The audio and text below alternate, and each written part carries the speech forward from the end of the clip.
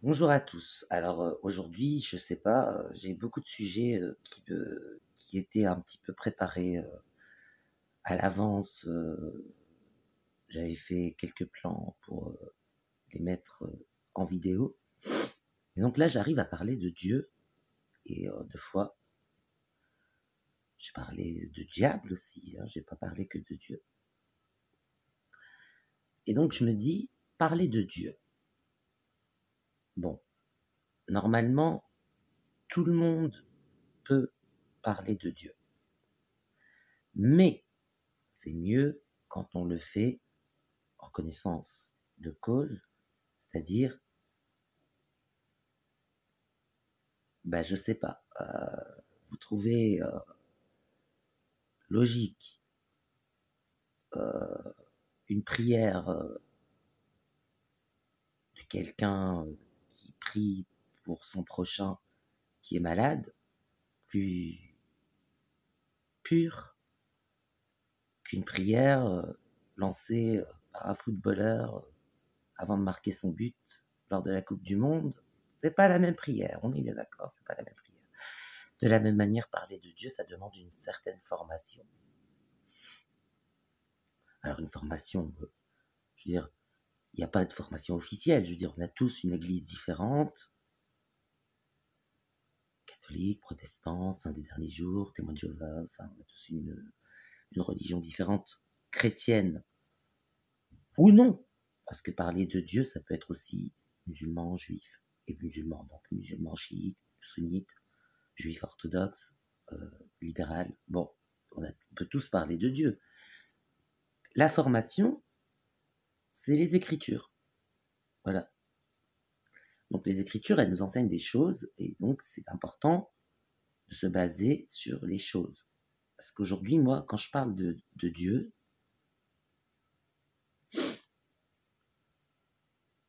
j'ai reçu beaucoup d'enseignements de la Bible, parce que pendant très longtemps, je l'ai beaucoup étudié, et je l'ai beaucoup lu, même en entier. Et donc du coup, c'est beaucoup sur la Bible que je me base, bien que le livre de Mormon soit important aussi pour moi, mais je vais me baser plus sur la Bible, parce que tout le monde peut la comprendre. Et puis aussi, il y a un autre truc. La Bible, elle est écrite pour tous les temps. Le livre de Mormon, c'est plutôt pour notre époque. Donc, c'est des faits de société actuels qu'on va trouver plus dans le livre de Mormon, plus précisément que dans la Bible. Mais la Bible, elle a été écrite par plusieurs prophètes sur des millénaires, et elle a été écrite vraiment pour tous les temps. Je veux dire, on lira toujours la Bible jusqu'à la fin des temps, je pense. J'espère. J'espère qu'on la lira jusqu'à la fin des temps, mais je pense que oui. Et donc, du coup, parler de Dieu.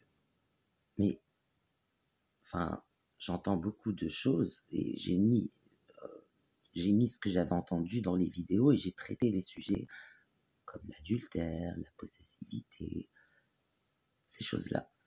Ces choses-là que j'ai entendues, comme Adam et Ève, toutes ces choses-là, je les ai pas entendues de la part d'incroyants, de gens athées. Je les ai entendues de la part de chrétiens.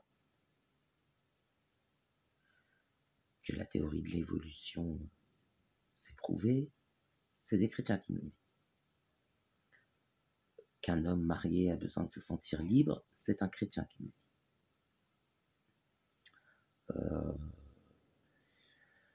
Que, que le mariage, c'est moins de liberté, que par contre, un copain, une copine, on lui doit fidélité, c'est des chrétiens, c'est encore qui me l'ont dit. Donc, j'ai envie de dire, parce qu'il y a un dialogue interchrétien nécessaire. C'est nécessaire, on ne peut pas dire, voilà, moi, je suis saint des derniers jours, toi, tu es protestant, tu n'as pas la vérité. C'est trop facile.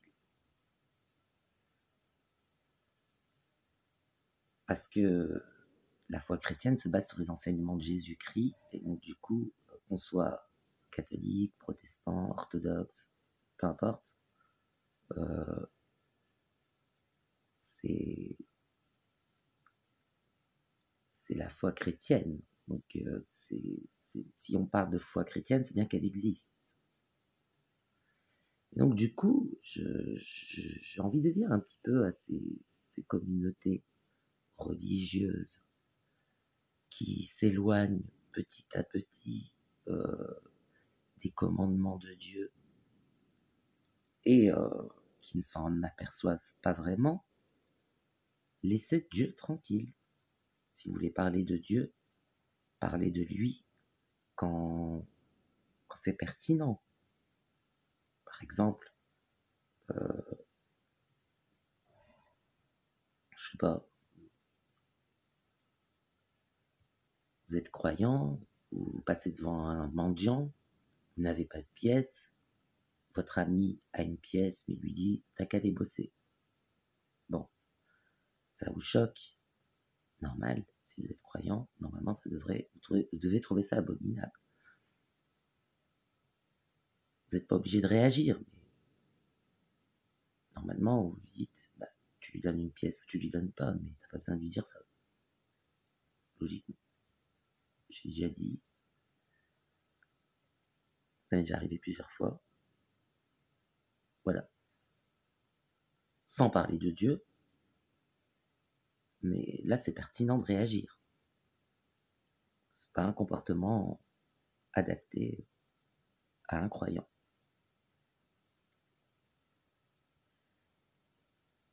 Mais quand c'est pas pertinent de dire qu'un copain doit fidélité à sa copine, mais qu'un mari manque de liberté. C'est pas pertinent. Je l'ai entendu plusieurs fois de la part de chrétiens. Alors, c'était pas la même église que moi, mais bon, c'est pas le problème. La Bible n'enseigne pas ça. La Bible enseigne que l'homme descend d'Adam et Ève, le premier couple humain.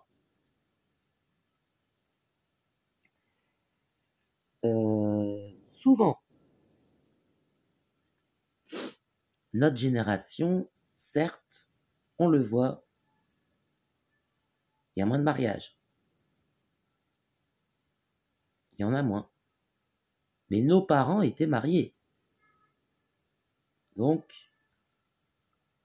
vous êtes le fruit d'une obéissance au commandement. Si vous voulez reproduire le schéma parental, c'est par l'obéissance au commandement. Et donc, du coup, laissez Dieu tranquille, parce que, je sais pas, se faire baptiser, croire aux enseignements de Jésus-Christ, mais s'adonner à des plaisirs charnels avec n'importe qui, et demander la fidélité des personnes avec qui on a couché, c'est de la convoitise. C'est de l'adultère. C'est de l'adultère, de la convoitise, c'est du péché. Et je sais pas, après, chacun a ses références. Mais certains vont voir le confessionnal et confesser leurs péchés, ils sont pardonnés parce qu'ils ont dit 3 fois le Notre Père et je vous salue Marie. Il faut plus recommencer. C'est pour recommencer à la peine. Donc du coup, qu'est-ce qu'ils font? Ils le confessent plus. Ils le confessent plus. Et ils disent, qu'y a-t-il de mal à avoir des rapports sans mariage? Il n'y a rien de mal. C'est de l'amour. Oui. En fait, l'enfer est pavé de bonnes intentions. L'intention des personnes qui m'ont dit tous ces trucs était bonne. Mais l'intention seulement. Par contre, le comportement, il est mauvais.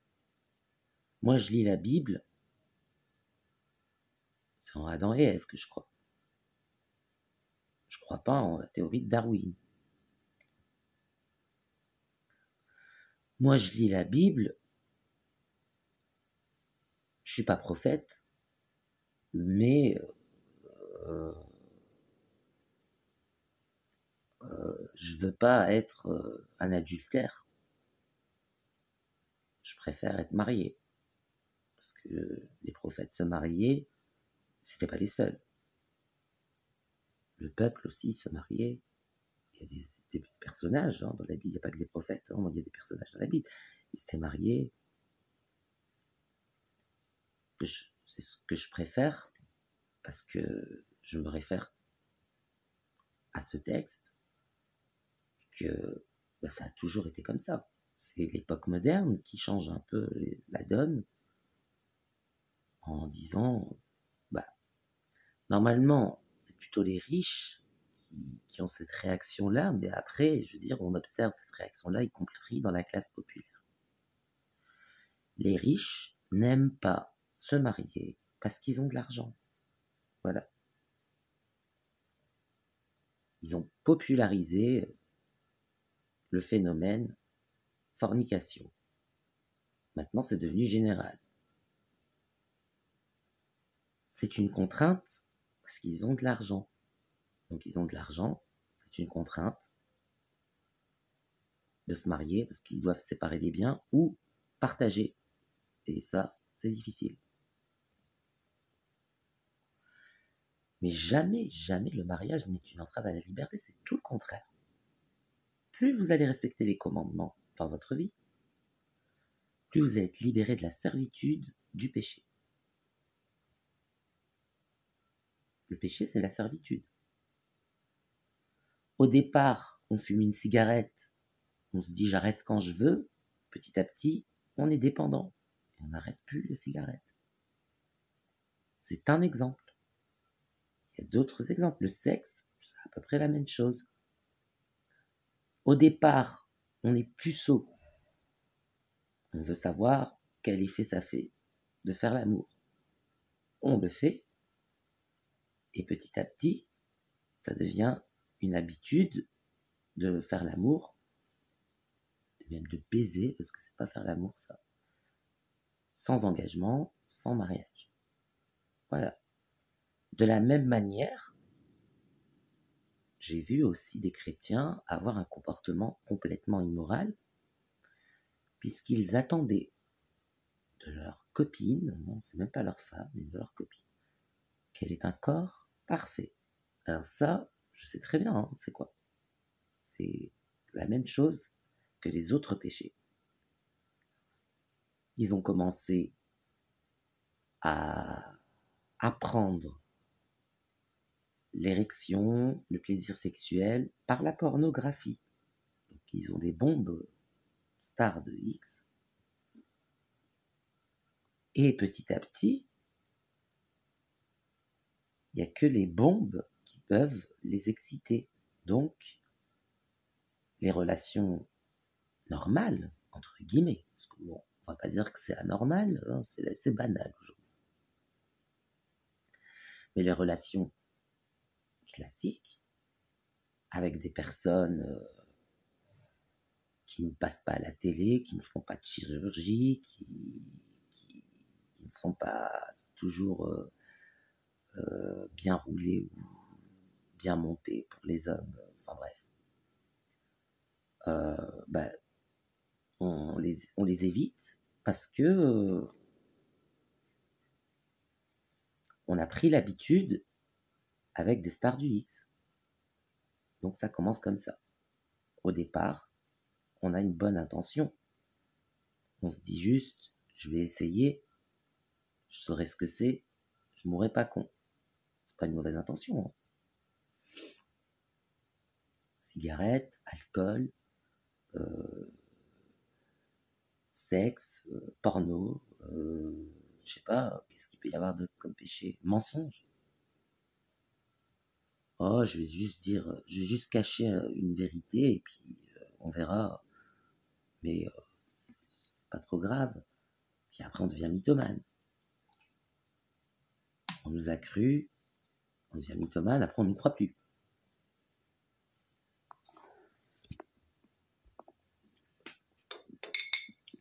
Et donc, qu'est-ce que Jésus a à voir avec tous ces péchés Mais rien, rien.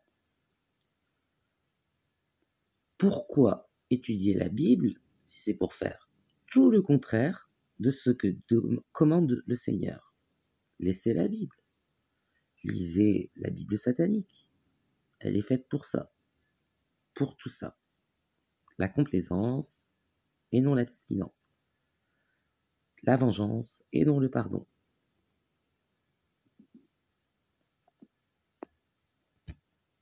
Et donc du coup, tout ce qui peut être appelé péché, enfin bref, il y a des religions qui, qui, qui permettent, qui permettent le péché, mais là je vais rejoindre ce que dit le livre de Mormon. La plus abominable des églises, c'est pas une église en particulier, hein, c'est la grande et abominable église du diable, c'est celle qui fait le péché au nom de Dieu. C'est pire. Daesh, regardez Daesh. Ils violent des femmes, des enfants, au nom de l'État islamique. C'est au nom de Dieu. Donc c'est comme Babylone, hein, voilà. Mais c'est au nom de Dieu, c'est des péchés abominables. Ils sont pervers. Mais qui laissent Dieu tranquille. Pourquoi prendre le nom de Dieu pour violer des femmes et des enfants? C'est contraire à la parole de Dieu. Donc laissez Allah tranquille, c'est pareil, laissez Jésus tranquille. Laissez les hommes de foi parler de Dieu. Et puis, vos prières, je ne pense pas qu'elles soient entendues, sinon vous seriez heureux. Et si vous étiez heureux, vous auriez trouvé chaussure à votre pied il y a longtemps. Vous auriez fondé un foyer il y a longtemps. Et ces péchés vous paraîtraient aussi abominables qu'ils me paraissent abominables à moi-même.